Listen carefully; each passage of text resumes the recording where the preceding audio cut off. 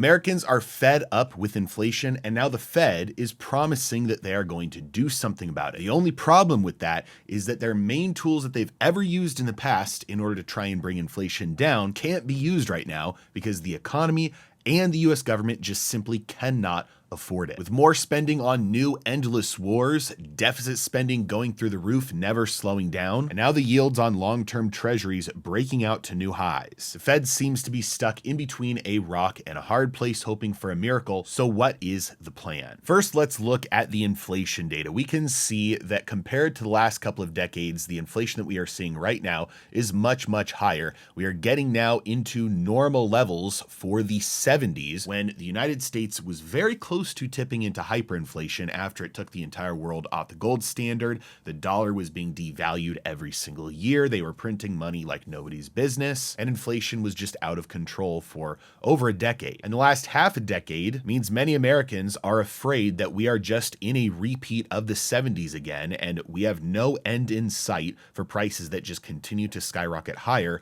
faster than the pace at which earnings increase. Because most people wouldn't really have a problem with inflation if their earnings were outpacing it. If prices double over the course of 5 years, but your earnings also doubled over the course of 5 years, you probably wouldn't be too upset. The reason why most Americans are so fed up with this is because prices have doubled over the last 5 years, but their earnings have not come anywhere close to doubling over the last 5 years. However, the CPI in the most recent report actually fell for the first time since 2020. And no, I'm not just talking about how the rate of inflation dropped from May at 4.2% to June at 3.5%, because you can see all throughout the last couple of years, there have been times where the year-over-year change in prices has slowed down. I'm talking about actual prices, not inflation, of certain goods actually fell month over month. So prices that things were in May of this year actually went down in certain categories to June of this year. But that's to be expected, especially because of what's been going on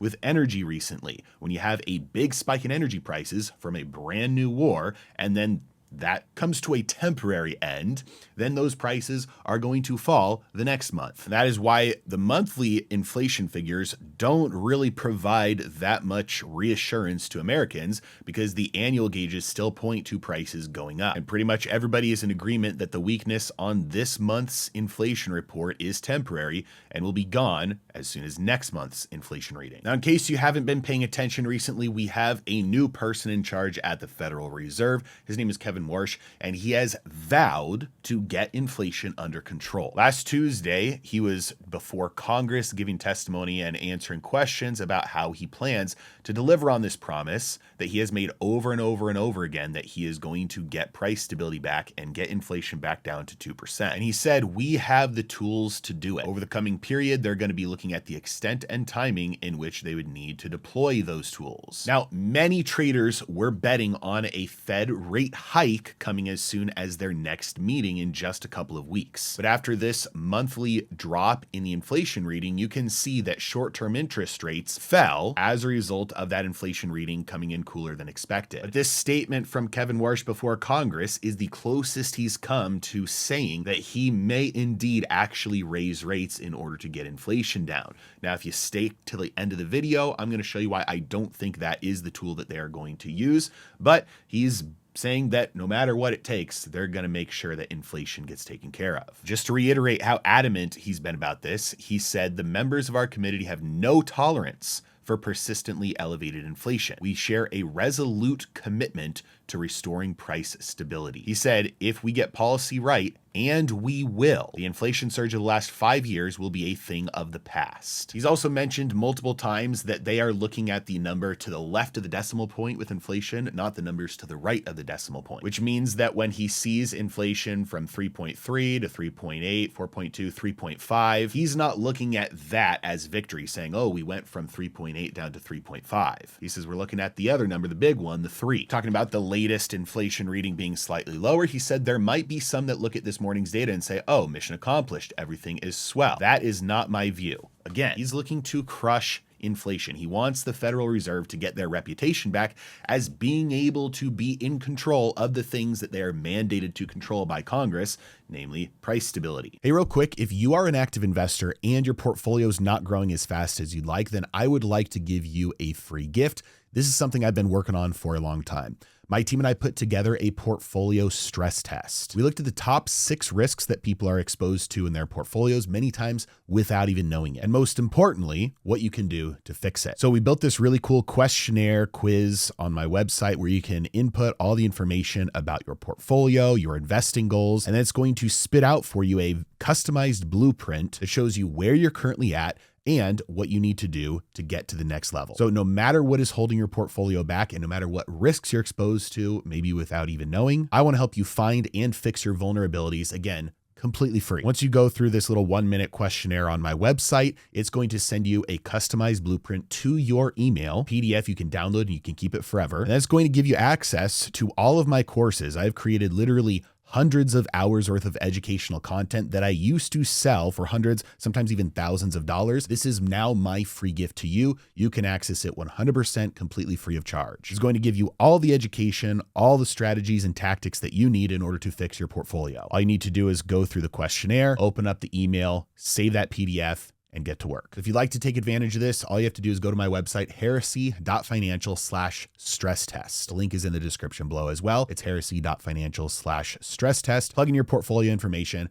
I'll send you your custom blueprint 100% free. However, this lower reading for June does take the Federal Reserve off the hook for that expected rate hike, which again, I've stated many times, I don't think they're actually going to hike rates. Now, one of the reasons for this is because we can just take a look at what the market is doing and what the market overall expects.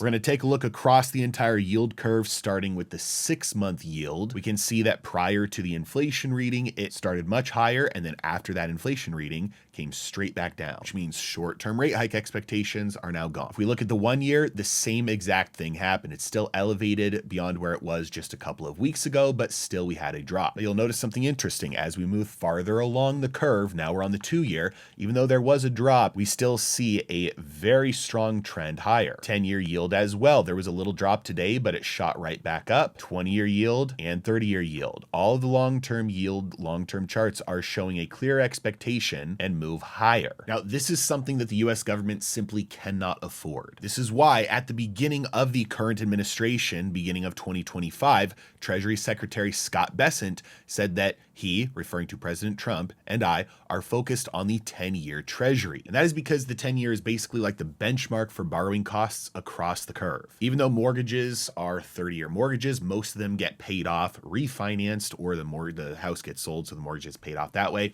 sooner than 30 years. Car loans are inching up and on average are 7+ years now. Business loans are around that same time, and the 10-year yield represents a pretty close benchmark to what the US government pays on the national debt. So the 10-year is a great benchmark to determine what borrowing costs and financing costs are across the entire economy, both public and private. And as you can see, the 10-year has broken out of its long-term consolidation pattern and is heading higher. This means higher costs for everybody. Now, I want to present something to you that if you haven't heard me talk about it before, you probably have never heard anybody talk about.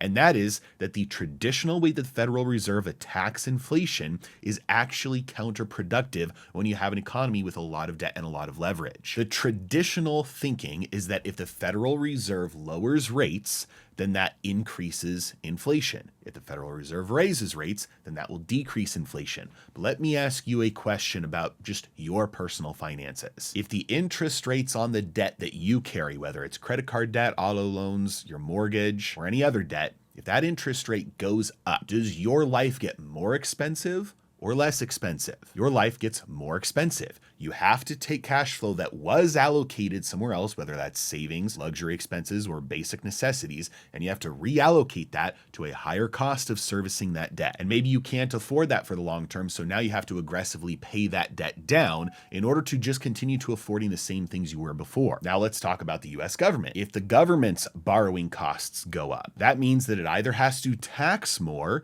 in order to pay for those higher borrowing costs, or it just has to borrow more. If it has to borrow more, that money has to come from somewhere. And that means that money that was allocated elsewhere in the economy gets redirected to the US government to finance those higher borrowing costs. Now, let me ask you about from a company's perspective. If a company, a large business, your employer has some debt and their borrowing costs go up because interest rates go up, that means they have less money available for raises, less money available for investing in production, less money available for research and development, less money available for anything else that they were going to allocate that money to. Now it just has to go to servicing the higher cost of debt. When there is a lot of leverage, when there's a lot of debt, higher borrowing costs increase inflation. The reality is that the money supply side of things is only one side of the coin. And the fact of the matter is, raising borrowing costs, raising interest rates will only bring down inflation overall if it stops the money supply from increasing. But we know it does not do that. This is a chart of the M2 money supply, and you can see the only thing it ever does is go up. There was a brief period of time from March of 2022 through July of 2023, or maybe August of 2023, where the money supply fell. Other than that, the money supply was growing, and that is despite the fact that interest rates have been rising since 2020 consistently. So even though borrowing costs have been going up, the money supply has continued to grow. The only way that raising rates can decrease inflation, bring prices down, is if it actually brings the money supply down, is if it's enough of an interest rate hike to stop the borrowing, start everybody in the system deleveraging, paying off the debt, brings that money supply down. Because if you've been following me for a long time, you know money is lent into existence. That's how dollars are created. You have a mommy borrower and a daddy lender get together and they make a baby dollar. Money is lent into existence. And then anytime debt gets paid off, that money ceases to exist. But if you have rising interest rates and the Fed is raising rates in order to try and stop inflation, but the money supply keeps on growing, then all you get is more inflation because you stop the production of goods and services. You increase everybody's costs across the board. You reallocate capital to just debt service costs, and prices keep going up. Now, let me ask you this. Let's say your borrowing costs go down. Let's say your mortgage rate goes down from 5% to 4%. Say your car loan goes down from 10% to 6%. Your credit card rate goes down from 25% to 12%. Would that make your life less expensive? Of course it would. Now you have more cash flow available that you were diverting to debt service cost that you can spend on other things that you wanted. Your life gets cheaper. Maybe that money goes into saving and investing. Maybe it goes to paying down the debt even faster. Whatever it is, makes your life cheaper. Now let's see the government's borrowing costs go down. This is a chart that shows just the interest cost on the national debt. And you can see so far in fiscal year 2026, we are again above trend, spending more money on just the interest cost of the national debt than ever before. But if interest rates go down, and they're able to refinance, roll over some of that short-term debt into longer-term debt at lower interest rates, that would decrease their cost. They're spending over $1 trillion a year just on interest on the debt. What if they could get that down to $750 billion? What if they could get that down to $500 billion? Would that make the government's expenses bigger or smaller? All else being equal, it would make the government's expenses smaller. It would decrease their costs. They could use that money for other things. Maybe that means they tax less. Now, don't get your hopes up for that, but it could mean that. Maybe it means they just borrow less. That means there's more money available in the private sector for productive lending. Maybe, probably, it just means they spend more on other categories that aren't interest on the debt. And guess what? Even though that's not great, it's still better than it just going to interest on the debt, because at least it's being deposited in somebody else's bank account in the economy that then gets circulated around to real people. Now, what if businesses, what if your employer gets a lower interest rate on their debt? What if rates go down, they're able to refinance? They have more cash flow available for hiring, for raises, for research and development, for making that new factory. Heck, even if it's just retained profits across the board and most large corporations just say, hey, we're going to take the payday, what do you think that does to the stock market? Earnings explode, stock prices go up. And guess what most Americans' wealth is based on? The stock market, because that's where all 401ks and pensions are invested. And by the way, if interest rates go down, that means the bond portions of everybody's portfolios in their target date funds, their balance funds, their pensions, those also go up, because when interest rates go down, bond prices go up. I know it may sound counterintuitive that lowering interest rates, getting interest rates across the board lower, could actually fight inflation. But when you have an over-leveraged economy and everybody's expenses go down, that is what you should expect, with one caveat. You also need to make sure that there is a profit incentive tied to that new debt. In other words, the reason why 2020 and 2021 resulted in such explosive inflation was not because interest rates went to zero. It was because the money supply exploded from money printing that was just handed out without a profit incentive. When you write blank checks to people and suddenly everybody's purchasing power skyrockets, it can just be spent. There's no profit incentive tied to the increase in the money supply, tied to the new debt. That is the source of the initial explosion in inflation. It was the blank checks written to individuals, organizations, and businesses. It was not the fact that interest rates went down. So the question is, how do you make sure that the new lending and the lower interest rates are actually tied to a profit incentive in order to have a larger chance of an increase in productivity? The answer is, again, if you've been following me for a while, you know what I'm going to say. It's bank deregulation. Right now, banks are restricted in how much money they can lend to the private sector, and they are forced to lend a certain amount of money to the US government by buying treasuries. But then they are penalized as well from counterproductive regulations for lending that money to the US government, which restricts how much they can lend to the private sector. I think some point the second half of this year, we are going to see bank deregulation push through between the Treasury and the Federal Reserve both working together, and the supplementary leverage ratio that is placed on banks is going to be removed. That means banks will be able to lend an unlimited amount to the US government, and none of those treasuries they purchase will count against their risk limits. They can lend up to their risk limits to the private sector. And because there's a profit incentive there, because banks need to make sure that they're going to get paid back, those loans are inherently tied to an increase in productivity. We're not just going to see blank checks written like in 2020 and 2021. This pushes yields down across the curve, even at the long end, because banks can go on a buying binge of US treasuries and push those rates down. And then it also pushes interest rates down for the private economy, because now you suddenly have a brand new source of massive lending where everybody can refinance at lower costs. Now, if you're thinking, how in the world is the Federal Reserve going to be able to get away with lowering interest rates in the face of the inflation that we are facing right now, given the fact everybody is so upset with it and given the fact that they are so committed to getting rid of inflation? And I think it has a lot to do with this. This is an independent private measurement of inflation called Trueflation. You can look them up online. And over the last couple of years, they have shown inflation, their own numbers, at readings much lower than what the CPI shows. Right now, they're showing that the year-over-year change in prices is only 1.92%. One of the new task forces that Kevin Warsh has started at the Federal Reserve is specifically to deal with the way they collect data and look at inflation. And so I think redefining inflation, gathering data in a different way than the Bureau of Labor Statistics does, gathering inflation more up to date and more fast and getting it from many more places, is going to result in them being able to justify saying inflation is actually a lot lower than what we thought it was. And I'm not saying that independent sources like Trueflation are the truth or that they are right, but I am saying that there is a legitimate justification for saying that inflation is lower than what the BLS says it is. And I think the Federal Reserve is going to use that. So combining new data showing inflation is lower than what they thought,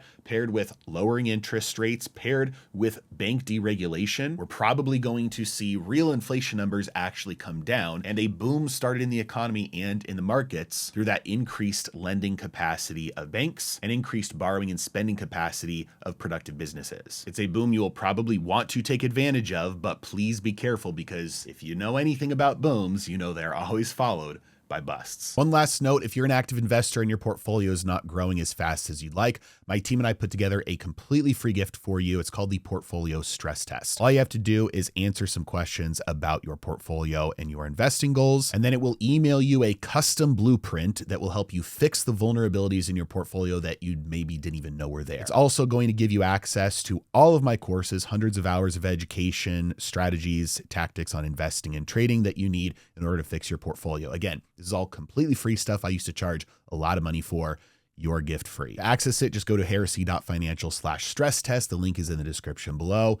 Fill out the questionnaire, plug in your information. I'll send you that custom blueprint. You can get started. As always, thank you so much for watching. Have a great day.